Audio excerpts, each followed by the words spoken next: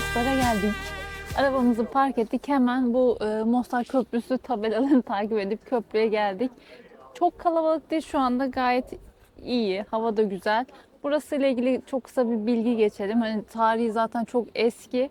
Ama bu aslında uygun yapılmış hali. Zamanında Mimar Sinan'ın öğrencilerinden Hayrettin miydi? Evet. Hayrettin Bey tarafından yapılmış ama tabii o savaş zamanında falan yıkılınca yakın zamanda aslında tekrardan şeye geliyor. Yakın zaman dedim 2004 falan galiba ama hani baktığında 2000'li yıllar. Hani çok biz- eski değil Bizim yeniden yaşlarımız açılması. hatırlar buranın açıldığı Evet. zamanı. Ve UNESCO tarafından da Dünya Miras Listesi'ne alınmış bir yer. Bu arada tekrar yapımı da yine UNESCO'nun ve Dünya Bankası'nın şeyleriyle, maddi destekleriyle yapıldı. Az önce şurada bir iki tabelada yazıyor. Ben zaten onun az önce videosunu Ha. çektim. Hı hı. Evet, koyarım ki hangi şeyler. Türkiye olarak da işte $1 milyon biz o zamanda vermişiz yapım için. Dediğimiz gibi çok eski bir köprü zaten. Rivayetleri de herkes biliyor. Hani erkekler evlenecekleri kadınlara cesaretlerini göstermek için atlıyorlar vesaire. Yazın bu arada hala atlayanlar oluyor ama kafanıza göre de atlayamıyorsunuz. Buradan atlamak için belli bir sertifikaya ihtiyacınız var. Bunun için de işte eğitim alınıyor. Önce belli bir saat üzerinden. Daha sonrasında o sertifikaya hak kazanırsanız buradan atlıyorsunuz ama onun için de işte burasının tam yüksekliğini hatırlamıyorum şimdi. 30 metre Yazarız gibi onun falan hepsini. bir şeydi galiba. İşte belli yüksekliklerden atlaya atlaya en son hani bu noktaya hak kazanırsanız atlayabiliyorsunuz. Yazın da buradan para karşılığı atlayan insanlar oluyor işte. Herkesten belli bir miktarda ücret topluyorlar. Şu anda da biri var ama atlamak için değil. O şu an şehrin Şovunda delisi işin gibi. fotoğrafı şehrin delisi o. Bir de Öyle burası orada şeyde duruyor. en derin, nehrin en derin olduğu nokta. O yüzden hani bir de buradan atlıyor. Yoksa birkaç tane köprü var bu arada. Tek köprü Ha, değil. evet. Hani bir tanesi de Küçük Mostar olarak geçen de köprü var. Oraya da gideceğiz şimdi. Hani gözümün aslında tek köprü değil, birkaç tane köprü var ama en derin olduğu nokta burası olduğu için insanlar buradan atlıyorlar. Güzel tarihi bir köprü. Şimdi aşağıdan daha güzel görünüyor bu arada. Oradan da gidip bir izleyeceğiz O falan. klasik fotojenik yer aşağısı. Evet yer. buradan fotoğraf çekmek hiç yani senin olduğun karede hiçbir şey ifade etmiyor gerçekten. Aşağıdan falan hani yapılabilir. Şimdi Mostar Köprüsü'nü görebileceğiniz en güzel noktalardan bir tanesi burası. Köprünün altında yer alıyor. Hem buradan izlemek daha keyifli hem de fotoğraf, video vesaire çekmek için daha güzel bir alan. Geldiğiniz zaman Saraybosna'ya geldiğiniz zaman gerçekten boş geçmeyin. Buraya gelin. Buraya gelebileceğiniz yöntemler Güldeniz hemen şimdi anlatıyor. Şöyle o kadar yakın bir mesafe değil. Geldiğiniz zaman uğrayın tabii ki ama planınızı ona göre yapmanız lazım. Bir günü mutlaka yol vesaire düşündüğünüzde buraya ayırmanız lazım. Buraya trenle, otobüsle ve araçla gelebiliyorsunuz. Yani hani bir araç kiralayıp gelebilirsiniz ya da aracınıza geldiyseniz gelebilirsiniz. Tren şu anda yok, hatta birkaç aydır yok. Ne zaman tekrar aktif hale geleceği de bilinmiyor. Otobüsse genelde eski otobüsler var ve bayağı dağ yolları kıvrımlı falan. Hani 2,5 saat vesaire sürebiliyor. Biz ne yaptık? Biz araba kiraladık. Çünkü otobüs saatleri vesaire hani bunlar hep bir şeye hani o saate uymak zorundasınız çünkü. Araba kiraladık. Araba kiralayıp buraya geldik. Araba kiralama ile ilgili detayları anlatmıyoruz. Zaten Booking'ten biz yapıyoruz Evet. bu yurt dışındaki bütün kiralamaları. Ucuz, manasız ucuz. Burada ucuz ama işte sonrasında bir şey olur mu bilmiyoruz, inşallah olmaz. Olursa siz göreceksiniz artık. Bu arada ben trenin adresini de ekliyorum. Açıklamaya ekleyeceğim Evet. alacağınız yeri. Online alırsanız %20 indirim var. Bir de en azından var mı yok mu diye görmüş olursunuz. Ona göre plan yaparsınız. Normalde kalkış ve varış noktaları yazıyor. Mostar şu anda hiç yazmıyor. Biz bir süre acaba Mostar başka bir şeyle mi yazılıyor diye sürüncemede kaldık. Yokmuş arkadaşlar. Siz girdiğinizde görürseniz demek ki aktif hale gelmiş demektir. O zaman Burada Mostar merkezi burada. Yo bir saniye. Kapatmıyoruz. Bir yere daha gideceğiz.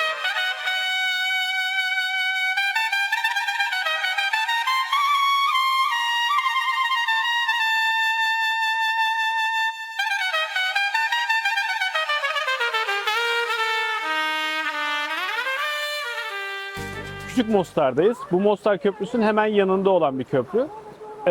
Güldeniz anlatmıştı. Mostar Köprüsü'nü Mimar Sinan'ın öğrencilerinden bir tanesi olan Mimar Hayrettin yapmıştı.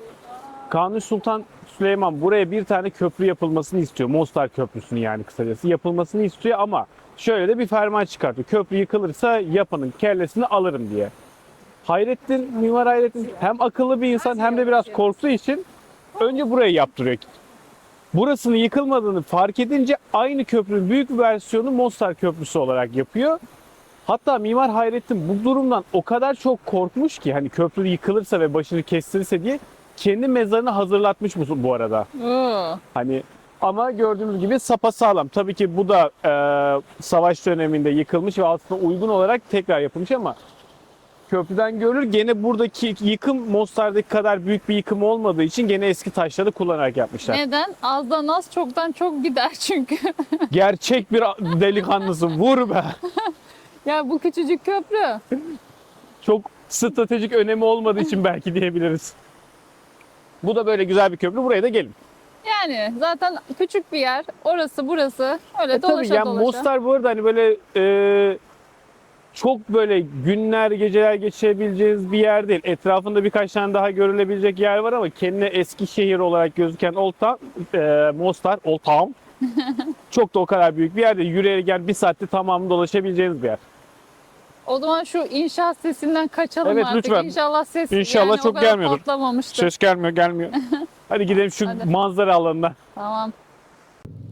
İspanyol Meydanı'na geldik. Şimdi İspanyol Meydanı deyince böyle İspanya'ya ait esintiler beklemeyin. Sadece burada savaş zamanında İspanyol kraliyet muhafızlarının barışa sağladığı katkı nedeniyle burada böyle bir anıt yapılmış. Arkamda da 23 tanesinin ismi yazıyor. Burası da böyle bir meydan.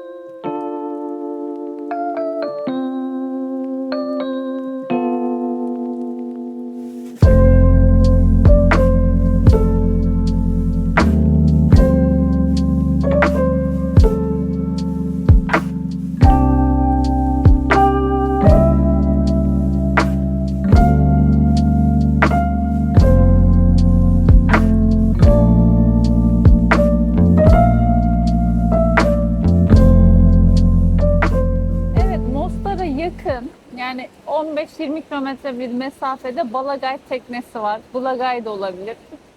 Yazacağız adını. Oraya geldik. Buranın önemi şöyle, hem dini anlamda hem de doğa anlamında mükemmel bir yer. Gerçekten şu dağın heybeti inanılmaz. Zamanında Osmanlılar tarafından yapılmış bu arada. Neydi? Bektaşi tarikatlarının ev sahipliğini yapmış bir yer. Hem onların misafirlerin ağırlandığı hem de Sufilerin burada yaşadığı bir dönem olmuş. Savaş döneminde bu bölgede yaşayan askerlerin, uçbeylerinin askerlerine konuşamadım da gelip tedavi oldu ama aslında fiziksel tedaviden ziyade psikolojik tedavilerin yapıldığı bir yer ki zaten yapıyı gördüğün zaman burada iki ihtimal var. Ya iyileşirsin ya delirirsin. Ya doğa anlamında inanılmaz bir yer. Ondan bahsedeyim. Burası Buna Nehri'nin doğduğu yer aslında. Direkt buradan doğuyor ve devam ediyor. Bunun hani bağlandığı noktalardan bir tanesi de işte o Mostar'ın da yer aldığı Netrava mıydı? Bir dakika. Unuttum şimdi. Ay bilemedim. Neyse. Adını yapamadım. Tam aklıma getiremedim. O nehrin kollarından bir tanesi Buna Nehri de. Burası oranın doğduğu başlangıç noktası. Tam böyle hani şu mağaraya bu arada hangi dönemde yapıyorlar bilmiyorum ama giriş yapılabiliyormuş işte böyle tekneyle vesaireyle. Şu an biz öyle bir şey görmedik. Yorumlarda yazıyordu sadece. Orası da ilginç olabilir. Bu arada ben tekke ile ilgili şeyden bahsedeyim. Giriş bu arada 10 km. Her girdiğiniz zaman içeriği komple gezebileceksiniz diye bir şey yok. İçeride ibadet varsa ana binanın içine girmenize izin vermiyorlar. Sadece bahçesinde dolaşabiliyorsunuz. Biz de şu anda tam olarak öyle zamanlardan bir tanesiyiz. Ama tam tekkenin karşısında inanılmaz güzel izleyebileceğiniz, oturup görebileceğiniz bir yer var. Bu konum çok güzel. Yani aynı zamanda şunu da söyleyelim. Hani buraya geldiniz, işte ziyaret ettiniz, burada biraz zaman geçirdiniz. Böyle restoranlar, kafeler falan da var. Bir şeyler yiyip içebileceğiniz öyle alanlar da var. Hani burada vakit geçirilebilir, böyle birkaç saat geçirilebilir. Kafa dinlemek için güzel bir yer aynı zamanda. Buraya nasıl geleceğinizi de ekleyelim. yine tabii ki bir aracınız varsa onunla, onun dışında otobüsler geliyor ama saatleri çok sık değil, onları bir kontrol etmeniz lazım. Otobüste buraya ulaşım sağlayabilirsiniz. Dediğimiz gibi bir 15-20 kilometre bir mesafede, eğer böyle kalabalık bir grupsanız hani bir araca sığacak kadar taksi vesaire de yapabilirsiniz. Saraybosna genelini özellikle söyleyeyim. Toplu taşıma saatlerine çok güvenmeyin. Evet. Bir de bozuluyorlar, iniyorsun vesaire, Evet. tuhaf şeyler olabiliyor. Saraybosna videosunu izlediyseniz orada bir tramvay, buraya gelirken bindiğimiz tramvay bozuldu. Hani orayı da bu arada izleyebilirsiniz. Biz artık Mostar videosunu burada kapatalım. Eğer siz de videoyu beğendiyseniz bir like'ınızı alırız. Abone olursanız seviniriz. Ve bir sonraki seyahatimizde inşallah görüşmek üzere diyelim. Biz de şu an nereye gideceğimizi hiç bilmiyoruz. Kısmet. Mukadderat. Hadi o zaman. Kendinize iyi bakın.